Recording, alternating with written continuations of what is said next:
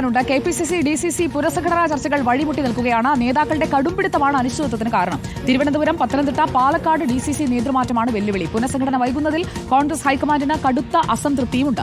എല്ലാം നന്നായി നടക്കുമെന്ന് KC വേണുഗോപാൽ പ്രതികരിച്ചു. റോഷിപാൽ തുടരുന്നുണ്ട് നമുക്കൊപ്പം. റോഷിപാൽ, എല്ലാം നന്നായി നടക്കുമെന്ന് KC പറയുന്നുണ്ട്. പക്ഷേ ചില ആളുകൾ തീരുമാനങ്ങൾ എടുക്കുന്നതിന് ഇങ്ങനെ ഒരു മാർഗ്ഗതടസ്സമായി നിൽക്കുന്നുണ്ടോ, അവരുടെ ചില പേരുകളൊക്കെ ഉയർത്തിക്കൊണ്ട്?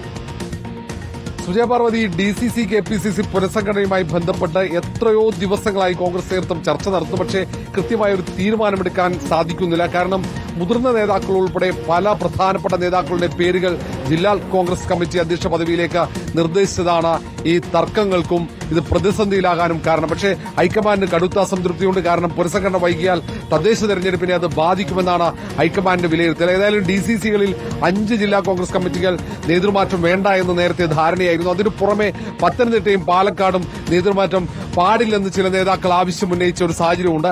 അതുകൊണ്ട് തന്നെയാണ് ഈ പ്രതിസന്ധി.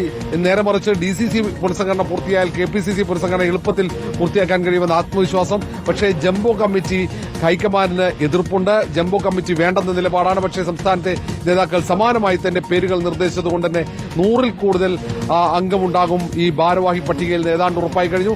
ഒരാഴ്ചക്കുള്ളിൽ പട്ടിക തയ്യാറാക്കാനാണ് ലക്ഷ്യമിടുന്നത്. ഒറ്റ പേരിലേക്ക് എത്തിക്കാൻ കഴിയുമെന്ന ആത്മവിശ്വാസമാണ് KPCC അധ്യക്ഷൻ സണ്ണി ജോസഫിനുള്ളത്. ചർച്ചകൾ സജീവമാക്കാനുള്ള നീക്കം സണ്ണി ജോസഫിന്റെ നേതൃത്വത്തിൽ തുടങ്ങിക്കഴിഞ്ഞു. ആ ചർച്ചകൾക്കൊടുവിൽ തീരുമാനം എന്താണെന്നറിയാൻ നമുക്ക് കാത്തിരിക്കാം. റോഷിപാൽ.